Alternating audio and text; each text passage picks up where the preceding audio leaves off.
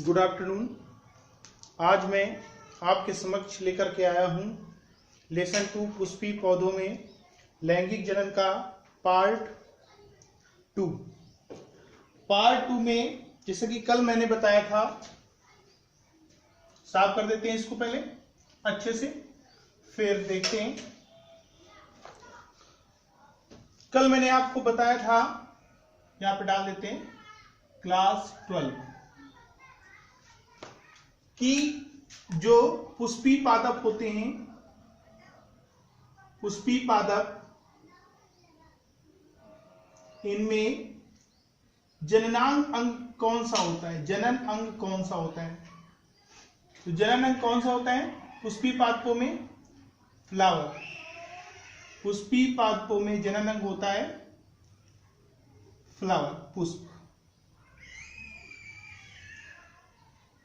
और पुष्प के जो पुमंग होते हैं, पुमंग, उसको हम कहते हैं मेल रिप्रोडक्टिव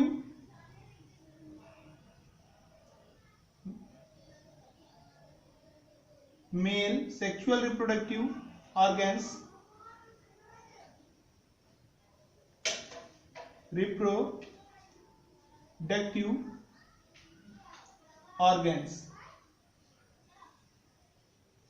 ठीक, नर जननांग होता है, नर लैंगिक जननांग होता है। हिंदी में क्या बोलेंगे? नर लैंगिक जनन अंग। ठीक, और जो दूसरा होता है सेकेंड, वो होता है जायांग, गाइनोसियम। इसको अंग्रेजी में एंड्रूसियम बोलते हैं और इसको बोलते हैं गाइनोसियम। ठीक, गाइनोसियम जो होता है वो फीमेल सेक्सुअल रिप्रोडक्टिव ऑर्गन्स होता है, अर्थात मादा लैंगिक जननांग, मादा लैंगिक जननांग, जनन अंग। ठीक, तो फ्लावर में 2 जनन अंग होते हैं, एक नर लैंगिक जनन अंग जो फ्लावर का तीसरा पार्ट होता है, पुमंग, चौथा पार्ट जायांग जो कि मादा लैंगिक जनन अंग होता है। और लैंगिक जनन अंग में, इन लैंगिक जननांगों में, मादा लैंगिक जननांग में मादा युग्मक बनता है, मादा युग्मक, फीमेल गैमिट्स,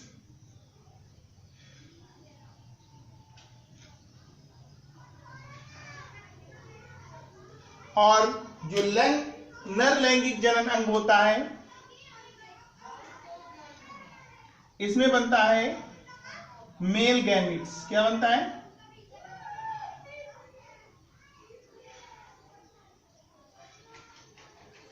मेल गैमिट्स, नर युग्मक।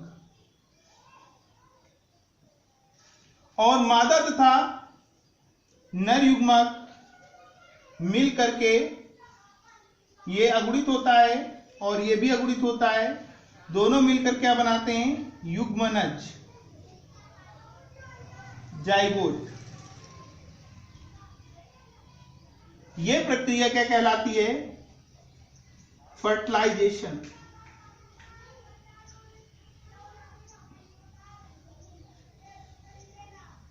निषेचन। ठीक, तो बात समझ में आ गई। निषेचन के फलस्वरूप क्या होता है? नई संतति का निर्माण होता है और यह संपूर्ण प्रक्रिया क्या कहलाती है? लैंगिक जनन। तो पुष्पी पादपों में लैंगिक जनन फ्लावर के द्वारा ही होता है। फ्लावर उसका जो है, कहते हैं कि जनन अंग होता है, और जनन अंग में दोनों होते हैं, नर और क्या होता है? मादा लैंगिक जननांग, यानी मादा युग्मक और नर युग्मक में नर। कभी कभी किसी किसी पुष्प में एक लिंगाश्रयी भी होते हैं, अर्थात एक पुष्प में दोनों पाए जा सकते हैं, नर लैंगिक जननांग और मादा लैंगिक जननांग दोनों पाए जा सकते हैं, या फिर दोनों अलग अलग पुष्पों में पाए जा सकते हैं, ठीक, या फिर अलग अलग पौधों के पुष्पों में भी पाए जा सकते हैं। मतलब कुछ पुष्प होते हैं एक लिंगाश्रयी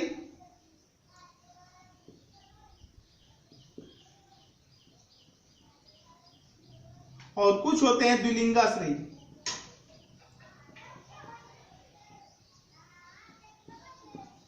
मतलब जिनमें केवल एक ही जननांग उपस्थित होता है, या तो मादा जननांग या फिर नर जननांग, वो कहलाते हैं एक लिंगाश्रयी। और जिन पुष्पों में दोनों जो है जननांग उपस्थित होते हैं, मादा और नर, तो वो कहलाते हैं द्विलिंगाश्रय। ऐसे पुष्पों को द्विलिंगी पुष्प कहते हैं, ऐसे पुष्पों को एकलिंगी पुष्प कहते हैं, ठीक है। तो जो एकलिंगी पुष्प होते हैं जिनमें केवल नर बनता है या फिर केवल मादा बनता है, तो वो इसमें मादा युग्मक परिपक्व होगा, इसमें नर युग्मक परिपक्व होगा।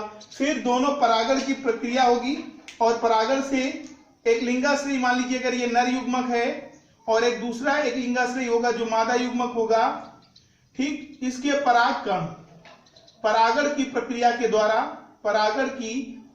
द्वारा इस तक पहुंचेंगे और तब जाकर के निषेचन होगा, ठीक। तो ये तो बात हो गई हमारी इस फ्लावर के बारे में, तो किस प्रकार से कैसे युग्मक होते हैं, कहां पर क्या बनता है। अब जो मेन टॉपिक है, हमने कल आपको बताया था फ्लावर के बारे में, और ये भी बताया था फ्लावर में पुमंग क्या होता है, ठीक। अब उसी की चर्चा फिर से जहां से हमने समाप्त किया था पार्ट 1, वहीं से हम पार्ट 2 स्टार्ट करते हैं। पुमंग ये पुष्प का तीसरा चक्र होता है, एंड्रूसियम, ये पुष्प का तीसरा चक्र होता है। इसकी एक इकाई को पुंकेसर कहते हैं, एंथ्रीडिया। एंड्रूसियम की एक इकाई क्या कहलाती है, पुंकेसर, ठीक। और पुंकेसर इसकी एक इकाई है, पुमंग की एक इकाई को पुंकेसर। जब बहुत सारे पुंकेसर संयुक्त रूप से मिलते हैं तो हम उसे पुमंग कहते हैं। और पुंकेसर किस प्रकार से बना होता है, सपोज दैट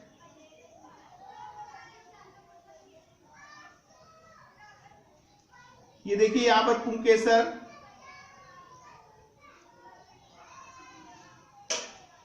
पुंकेसर के दो भाग होते हैं, मैंने बताया था। ये एंथर है, ठीक है, पराग कोश इसे बोलते हैं। ऊपर वाला भाग पराग कोश कहलाता है और जो निचला भाग होता है वो पुतंतु कहलाता है, स्टेमन, ठीक। पराग कोश में ही पराग कणों का निर्माण होता है। अब देखिए पराग कोश की संरचना को अगर हम देखेंगे, अब इसको 20 से डिवाइड कर दे, इसकी अनुप्रस्थ काट, पराग कोश की अनुप्रस्थ काट कैसी दिखेगी, ध्यान से देखना है। पराग कोश की अनुप्रस्थ काट,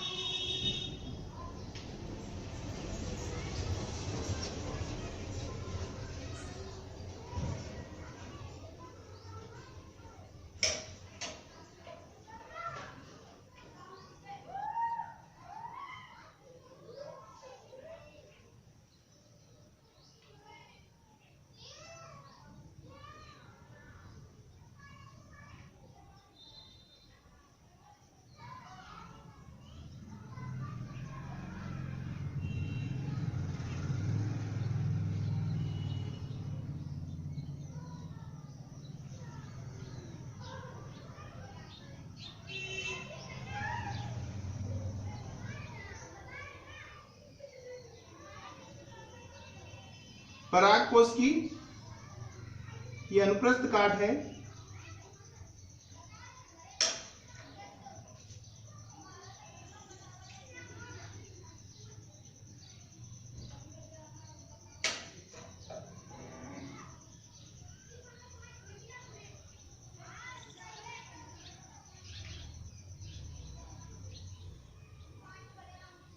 बीच से काटा गया है।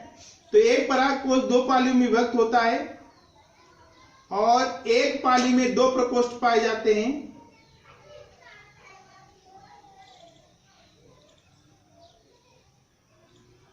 बीच से काट दिया गया है इसको।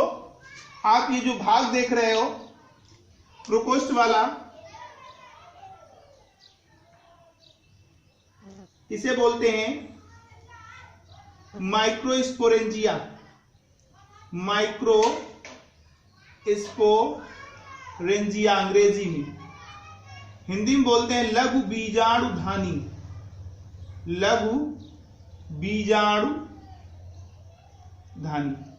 किसे कहते हैं? लघु बीजाणुधानी। और लघु बीजाणुधानी में ही किसका निर्माण होता है?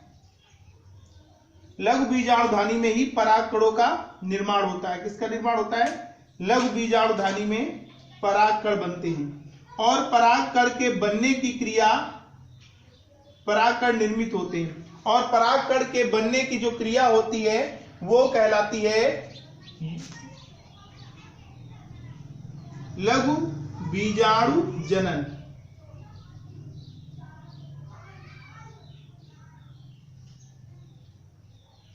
क्या कहलाती है? लघु बीजाणु जनन। इसके एक भाग को अगर देखें तो कुछ इस प्रकार से संरचना आपको दिखाई देगी लघु बीजाणुधानी की।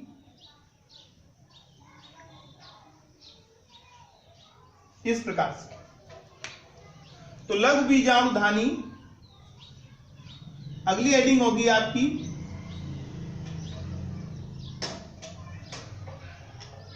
और फिर इसके बाद में लघु बीजाणु जनन आता है, जो आज हम कराएंगे। लघु बीजाणु जनन भी कराएंगे आपका और दीर्घ बीजाणु जनन भी कराएंगे। तो ठीक है ना। परागकोश को अगर 20 से हम डिवाइड कर दें अनुप्रस्थ काट, तो परागकोश की हमने अनुप्रस्थ काट बनवाई भी होगी, बीच में समान मंडल होता है। तो इसकी सूक्ष्म संरचना को यहाँ पर दिखाया गया है। हम इसकी एक यहाँ पर जो है बीजाणुधानी को लेते हैं और इसमें लघु बीजाणु जनन की प्रक्रिया कराएंगे। देखिए, निषेचन के पहले जो घटनाएं होती हैं उन्हें निषेचन पूर्व घटना कहते हैं, जो निषेचन के बाद होती है निषेचन पश्च घटना।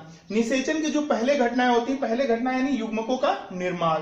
तो युग्मक में नर युग्मक के निर्माण की प्रक्रिया चल रही है और नर युग्मक जो है लघु बीजाणुधानी में बनता है। और एक बात हमेशा याद रखना, जब भी माइक्रो शब्द आए तो माइक्रो का अर्थ होता है लघु, ठीक है। और जब भी मेगा शब्द आए तो इसका अर्थ होता है दीर्घ।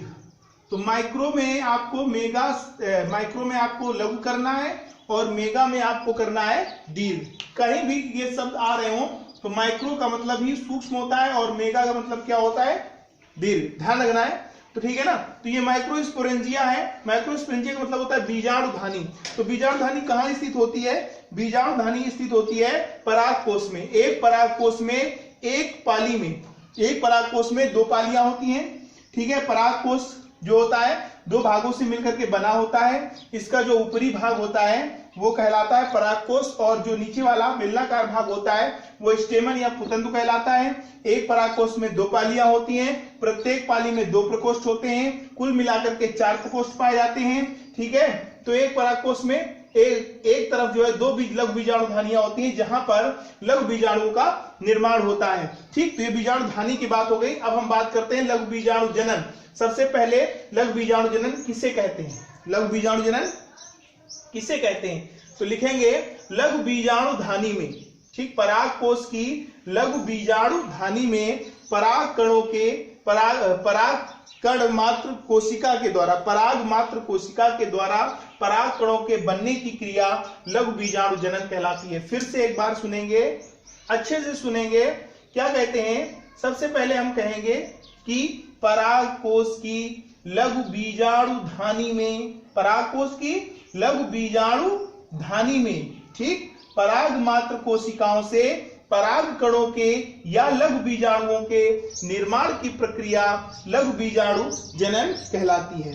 अब देखेंगे ये जो बीजाणुधानी होती है इसमें सबसे पहले क्या होती है? तो इसमें सबसे पहले होती हैं अधोस्तरी कोशिकाएं। क्या पाई जाती हैं? अधोस्तरी कोशिका पाई जाती है। अधोस्तरी कोशिका, ठीक। ये अधोस्तरी कोशिका होती है जो क्या करती है? ये वृद्धि करती है, अनुकूलित समय आने पर ये वृद्धि करती है और प्रसु कोशिका का निर्माण करती है। ये हाइपोडर्मल सेल होती हैं, हाइपोडर्मल सेल्स। अधोस्तरी कोशिकाएं, सेल्स, हाइपोडर्मल सेल्स, ये क्या करती हैं? अनुकूलित वातावरण में प्रसु कोशिका का निर्माण करती हैं। प्रसु कोशिका का निर्माण करती है। अब ये प्रप्रसू कोशिका विभाजन करती है परिणत विभाजन के द्वारा दो भागों में यानी दो कोशिकाओं में डिवाइड हो जाती है। कौन कौन सी दो कोशिकाएं बनाती है? एक बनाती है पुम बीजाणु जनन कोशिका, या इसी को लघु बीजाणु जनन कोशिका भी कहते हैं। पुम बीजाणु जनन कोशिका या लघु बीजाणु जनन कोशिका, लघु बीजाणु जनन कोशिका, ठीक। और दूसरी होती है प्राथमिक भित्तीय कोशिका, प्राथमिक भित्तीय कोशिका। जो प्राथमिक भित्तीय कोशिका होती है वो 3 भित्तियों में डिवाइड हो जाती है, ठीक। जो सबसे बाहर होता है वो होता है बाह्य स्तर, जिसे एक्टोडर्म बोलते हैं। जो मध्य में होता है उसे बोलते हैं 1 से 3 लेयर का मध्य स्तर, और जो सबसे अंदर की ओर होता है उसे बोलते हैं टेपिटम, जो कोशिकाओं को क्या करता है कि पोषण प्रदान करता है, ठीक। तो सबसे पहले क्या होती हैं? अधोस्तरी कोशिकाएं। अधोस्तरी कोशिकाएं 2 कोशिकाओं में विभाजित हो जाती हैं, एक कोशिका कहलाती है, ठीक है। अधोस्तरी कोशिकाएं जो होती हैं वो बड़ी हो जाती हैं, सॉरी यहां पे लिखेंगे क्या होती हैं?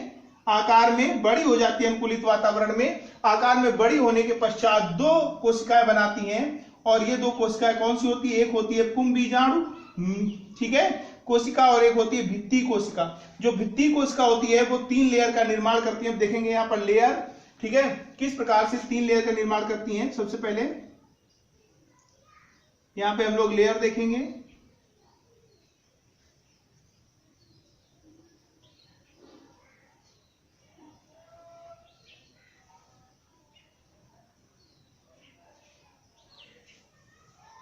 यहां पर हम जो है एक लेयर देख रहे हैं, ठीक। बीजाणुधानी के अंदर ये प्रक्रिया हो रही है, तो ये एक्टोडर्मल कोशिका कहलाती हैं। अब 1 से 3 लेयर तक हमारी मध्य स्तर चलेगा,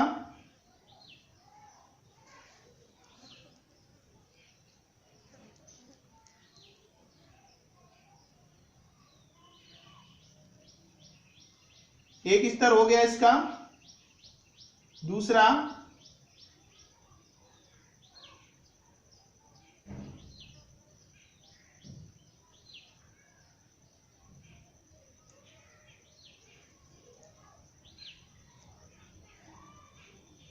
अब तीसरा स्तर,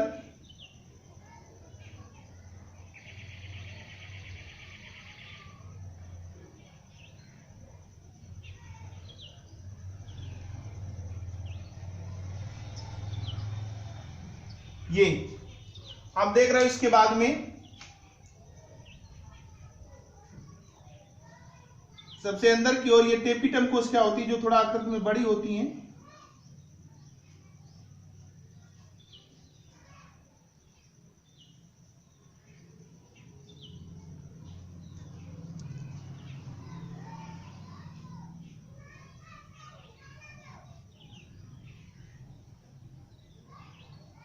ये आकृति बनकर के तैयार होती है, ठीक। ये प्रथम, ये इसको एक्टोडर्म बोलते हैं। यहां जो आप देख रहे हैं ये बाह्य स्तर है।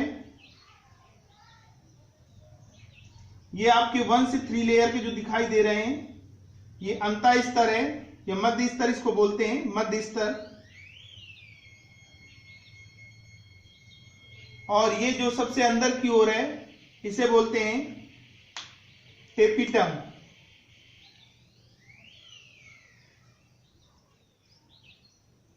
ये आपका टेपिटम, ठीक।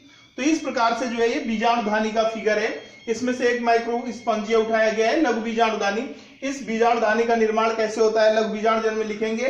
सबसे पहले लघु बीजाणु जनन होता क्या है? तो लघु बीजाणु जनन में लिखेंगे पराग कोश की लघु बीजाणुधानी में पराग मात्र कोशिका से पराग मात्र कोशिका से पराग कणों के निर्माण की प्रक्रिया लघु बीजाणु जनन कहलाती है। इसमें एक अधोस्त्री कोशिकाएं अनुकूलतम वातावरण में बड़ी हो जाती है और प्रप्रसूति कोशिका बनाती है। प्रप्रसू कोशिका परिणत विभाजन के द्वारा दो कोशिकाओं में विभाजित हो जाती है। प्रथम पुंबीजाणु जनन कोशिका व प्राथमिक भित्तीय कोशिका बनाती हैं। प्राथमिक भित्तीय कोशिकाएं 3 स्तरों का निर्माण करती हैं, बाह्य स्तर और 1 से 3 स्तरों का मध्य स्तर। सबसे अंदर टेपिटम उपस्थित होता है जो विकसित हो रहे पराग कणों को पोषण प्रदान करने का कार्य करता है। अब देखिए जो पुंबीजाणु जनन कोशिका होती है, पुंबीजाणु सबसे पहले ये क्या करती है, ये समसूत्री विभाजन करती है। पुंबीजाणु जनन कोशिका समसूत्री विभाजन करके एक कोशिका बनाती है जिसे हम इसे कहते हैं पराग मात्र कोशिका। ये क्या होती है, पराग मात्र कोशिका। पराग मात्र कोशिका फिर ये जो है अर्धसूत्री विभाजन करती है पराग मात्र कोशिका। ठीक है, ये जो पुंबीजाणु कोशिका है ये पराग मात्र कोशिका बनाती है। पराग मात्र कोशिका करती है अर्धसूत्री विभाजन, मियोसिस। अर्धसूत्री विभाजन करके 1 से 4 पराग मात्र कोशिकाएं जो होती हैं वो अर्धसूत्री विभाजन करके क्या बनाती हैं, अगुणित जो है पराग कणों का निर्माण करती हैं। यहाँ अगुणित पराग कण बहुत सारे ऐसे बन जाते हैं। ठीक, जिनको टेपिटम जो है क्या करता है, पोषण प्रदान करता है।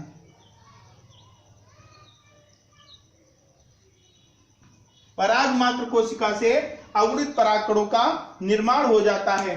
तो ये प्रक्रिया जो है लघु बीजाणु जनन की होती है, पराग कण बन जाते हैं। अब देखेंगे पराग कण की संरचना। इतना सभी को समझ में आ गया होगा अच्छे से। ठीक है, अगर कोई दिक्कत है तो कमेंट करके पूछ लेंगे। अब हम देखते हैं पराग कण की संरचना।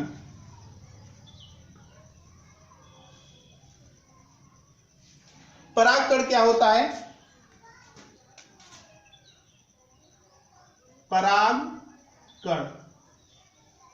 पराग कण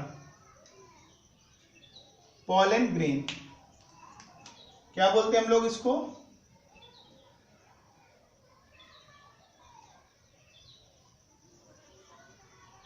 ठीक। जो पराग कण होता है वो 2 स्तरों से मिलकर के बना होता है। इसके अंदर एक केंद्रक होता है।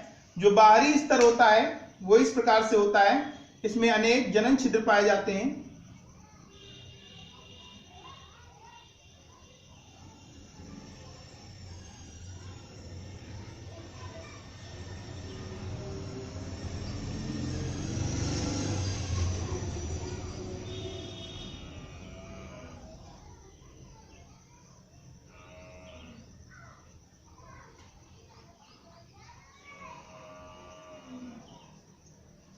ठीक,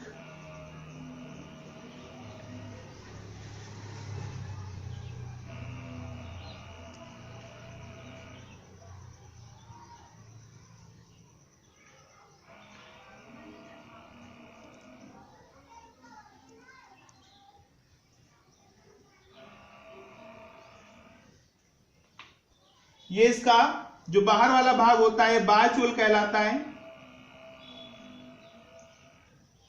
और ये अंताचोल कहलाता है।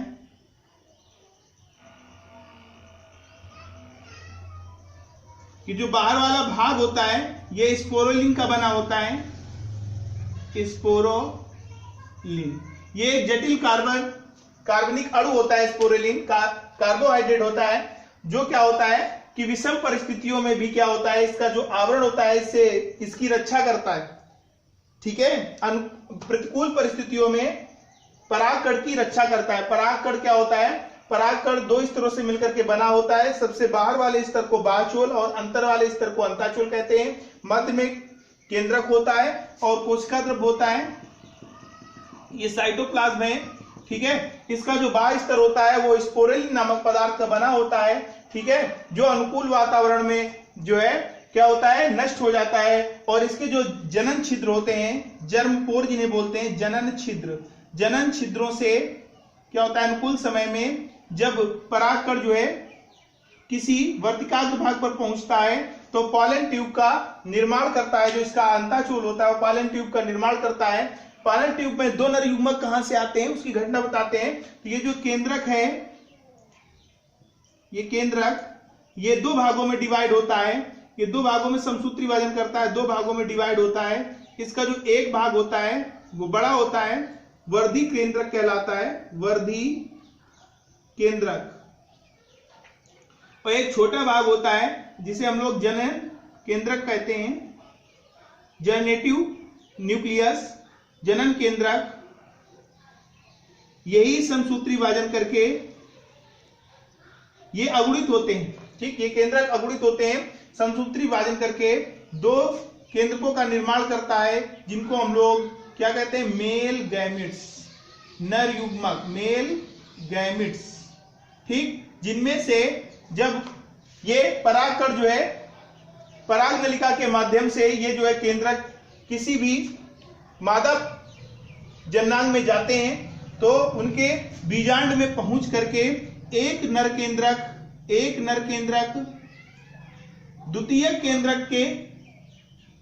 केंद्रक के न्यूक्लियस से संपर्क करता है और त्रिगुणित संरचना बनाता है, त्रिगुणित, ट्रिप्लॉइड हो जाता है, 3n बनाता है। ठीक, द्विगुणित पहले से होता है, एक मिल जाता है, जाके त्रिगुणित संरचना बनाता है। इस त्रिगुणित संरचना से प्राथमिक भ्रूण कोश का निर्माण होता है, PEN, पेन, यानी प्राइमरी इम्ब्रियोन सेक होती है। अर्थात त्रिगुणित जो है क्या बनाता है, त्रिगुणित जो है भ्रूण पोष का निर्माण करता है, इसे भ्रूण पोष बनता है, प्राथमिक भ्रूण पोष बोलते हैं इसको, न्यूक्लियाइड्स, प्राइमरी इम्ब्रियो और न्यूक्लियाइड्स। ठीक है ना, प्राथमिक भ्रूण कोश का निर्माण करता है। जो दूसरा केंद्रक होता है वो सत्य निषेचन के द्वारा अंड कोशिका से मिलता है। जो दूसरा वाला नर युग्मक होता है, दूसरा नर युग्मक वो अंड कोशिका से मिलता है और निषेचन की प्रक्रिया करके भ्रूण का निर्माण करता है, अर्थात बीज बनाता है। ठीक है, तो ये बात समझ में आ गई। परागकण किस प्रकार से होता है फिर से समझ लेंगे। परागकण दो स्तरों से मिलकर के बना होता है। बाहर का जो स्तर होता है बाचुल कहलाता है, जो स्पोरेलिन नामक पदार्थ का बना होता है, जो विषम परिस्थितियों में परागकण की रक्षा करता है। ठीक, अनुकूलित वातावरण में स्पोरेलिन नष्ट होता है, नष्ट होने के उपरांत क्या होता है, परागनलिका का निर्माण होता है और अंत वाला जो चोल होता है, अंदर वाला, वो अंतःचोल कहलाता है। मध्य में एक केंद्रक पाया जाता है जो दो भागों में विभाजित हो जाता है। बड़ा वाला जो केंद्रक भाग होता है वो वर्धी केंद्रक, छोटा वाला जनन केंद्रक कहलाता है। ये दो भागों में विभाजित हो जाता है समसूत्री विभाजन के द्वारा, जिन्हें नर युग्मक कहा जाता है। ये पॉलन ट्यूब से यानी पराग नलिका से नर युग्मक जो है परागण के समय में स्त्री के जायांग के अंडाशय भाग में यानी कि अंडाशय भाग में बीजांड के अंदर प्रवेश करके निषेचन की क्रिया को संपन्न करते हैं। तो ये भाग हो गई परागकण की। ठीक, तो परागकण समझ में आ गई। अब परागकण, ठीक है, परागकण का स्फुटन बाद में समझेंगे, उससे पहले हम समझ लेते हैं जायांग वाले भाग की बात। जायांग यानी हम चल रहे थे युग्मक जनन, तो युग्मक जनन में अभी एक रह गया आपका मादा युग्मक। मादा युग्मक पहले ही आपको बता चुके होंगे कि जो पुष्प होता है, पुष्प में इस तरह से आपने एक भाग देखा होगा, कीपाकार भाग, इस तरह से आपने एक भाग देखा होगा।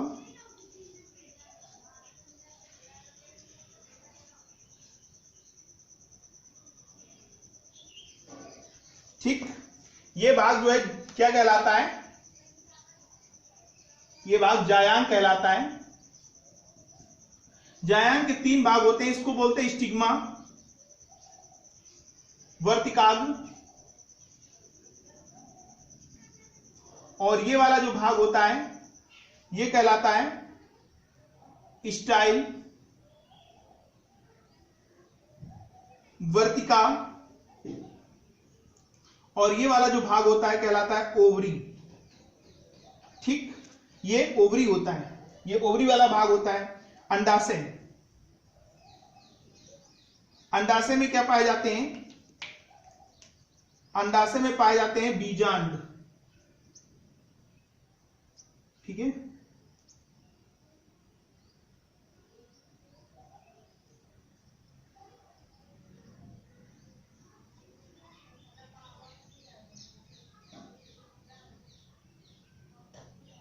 अंडाशय में होता है, ये भाग होते हैं बीजांड। बीजांड, तो इस पूरे भाग को जायांग कहते हैं। और जायांग की जो एक इकाई होती है वो कहलाती है स्त्री केसर। स्त्री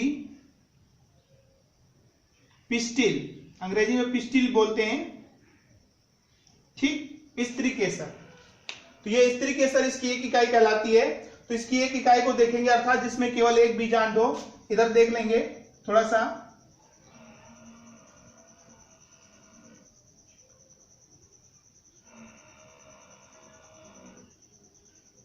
इसमें एक बीजांड संरचना, बीजांड होते हैं इस अंडाशय से जुड़े होते हैं।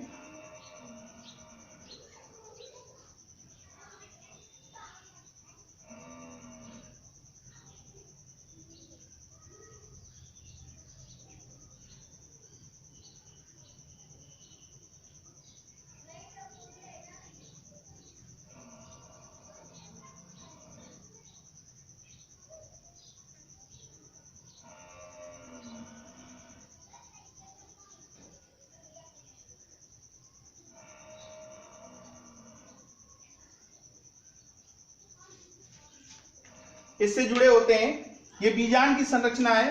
इसका ये जो वाला भाग होता है ये कहलाता है निभाग, चैल्जा। ये होता है, इसे माइक्रोपाइल कहते हैं, यानी कि बीजांड द्वार। बीजांड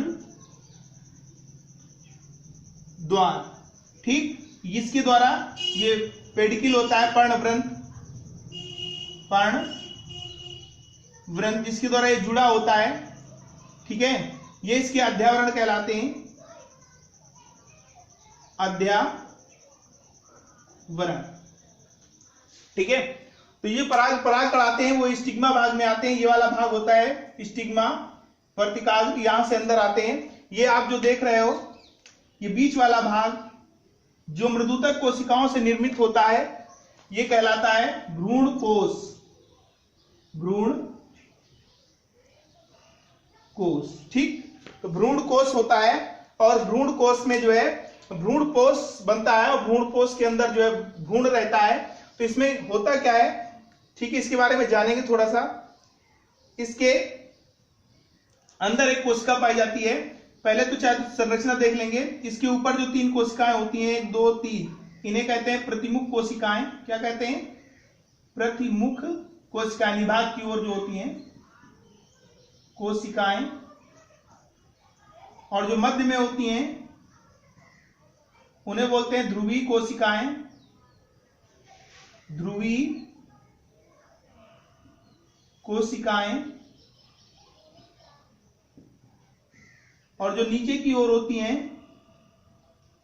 तीनों को मिला करके अंड उपकरण कहा जाता है।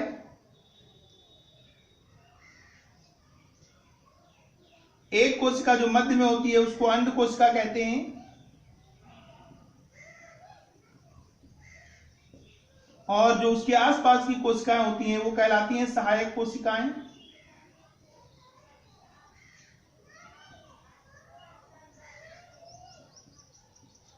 ठीक, तो ये बात हो गई बीजांड की संरचना की। थोड़ा सा अब जो है देखेंगे हम लोग इसमें किस प्रकार से निर्मित होता है। ये वाला थोड़ा सा साफ कर देंगे और फिगर बना लेंगे किस प्रकार से जुड़ा होता है, ध्यान से देखेंगे।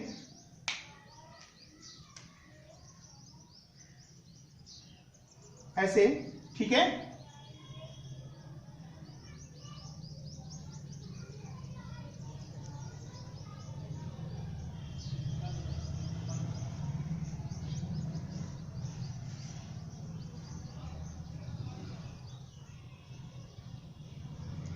इसमें सबसे पहले एक अधा स्त्री कोशिका होती है, उसमें अधो था, इसमें अधा स्त्री कोशिका होती है। अधा स्त्री कोशिका, ठीक। ये अपने आकार में परिवर्तन करती है और बड़ी हो जाती है। ये अधा स्त्री कोशिका जो आकार में परिवर्तन करके बड़ी हो जाती है, जिसको कहते हैं प्रप्रसु कोशिका। क्या कहते हैं? प्रप्रसु कोशिका। फिर ये परिणत विभाजन करके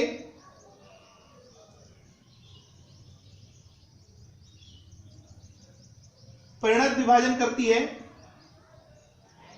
परिणत विभाजन करके क्या करती है, दीर्घ बीजाणु मात्र कोशिका में बदल जाती है। इसको दीर्घ बीजाणु धानी भी कहा जाता है, मेगा स्पोरेंजियम। इसकी एक इकाई क्या कहलाती है, ये मेगा स्पोरेंजियम यानी दीर्घ बीजाणु धानी। क्या कहते हैं, दीर्घ बीजाणु धानी, जिस पर दीर्घ बीजाणुओं का निर्माण होता है, मेगा स्पोरेंजियम। ठीक, तो दीर्घ बीजाणु परिणत विभाजन करती है, दीर्घ बीजाणु मात्र कोशिका बनाती है, मात्र कोशिका, और साथ में क्या बनाती है, प्राथमिक भित्ति कोशिकाएं, प्राथमिक भित्तीय कोशिकाएं। जो प्राथमिक भित्तीय कोशिकाएं होती हैं ये भ्रूण कोश का निर्माण करती हैं। ठीक है, अब हम बात करते हैं जो दीर्घ बीजाणु मात्र कोशिका होती है, ये दीर्घ बीजाणु मात्र कोशिका, ठीक है, ये क्या करती है, ये सम अर्धसूत्री विभाजन करती है और अर्धसूत्री विभाजन करने के बाद 4 कोशिकाएं बनाती है, 4। ठीक है, 4 में से 3 जो होती है वो नष्ट हो जाती है और 1 सक्रिय रहती है। ठीक है, ध्यान रखेंगे, दीर्घ बीजाणु मात्र कोशिका में जो 3 होती हैं वो कोशिकाएं नष्ट हो जाती हैं, नष्ट होने के बाद में केवल 1 कोशिका सक्रिय रहती है। तो ये बात तो समझ में आ गई होगी, इसको साफ कर देते हैं।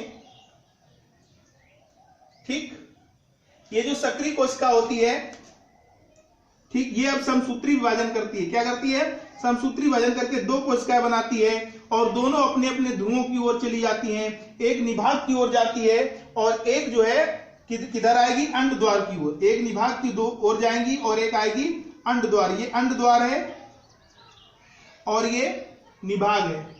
एक निभाग की ओर जाएगी, एक अंड द्वार की ओर, पुनः जो है 2 भागों में डिवाइड हो जाती है, पुनः विभाजन करती है समसूत्री। समसूत्री विभाजन करके 2-2 कोशिकाओं का निर्माण कर लेती हैं और प्रत्येक कोशिका पुनः जो है, पहली बार इन्होंने समसूत्री विभाजन किया तो 1 से 2 बनी, फिर 2 से 4 कोशिकाएं बना लेती हैं। ध्यान देंगे कितनी कितनी, 2 से 4 कोशिकाएं। इधर देख लेंगे अगर समझ में ना आए। ठीक है, तो एक ने पहले 2 बनाया, ये निभाग है और ये अंड द्वार है। फिर 2 से कितनी, दोनों ने एक बार और समसूत्री विभाजन किया, 4 बनाया। फिर जो है इनसे जो एक कोशिका होती है वो केंद्र की ओर आकर के संलयित हो जाती है। कहां आती है, केंद्र की ओर संलयित हो जाती है आकर के। इनसे एक कोशिका साफ कर देते हैं, उधर समझ लीजिए। एक कोशिका जो है एक निभाग द्वार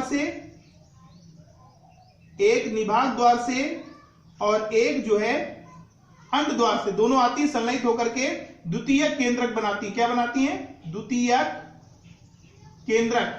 केंद्रक बनाती हैं। तो जो ऊपर वाली चर्या की तरफ की कोशिकाएं होती है, इस प्रकार से कुल मिलाकर 3 3 6 2 8 केंद्रकीय और 3 6 और ये एक में मिल जाती है 7 कोशिकीय। इस प्रकार से 8 केंद्रकीय, 7 कोशिकीय, ठीक है, भ्रूण कोश का निर्माण होता है।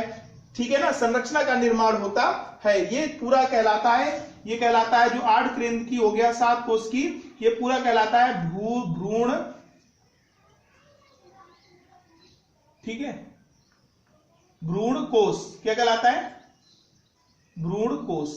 तो भ्रूण कोश कैसा होता है, 8 केंद्रकीय और 7 कोशिकीय संरचना वाला होता है। इस प्रकार से इसमें से जो अंड कोशिका होती है वो बिल्कुल तैयार रहती है कि कब आए, ठीक है, कब आए नर युग्मक और उससे संयुग्मन हो करके निषेचन की प्रक्रिया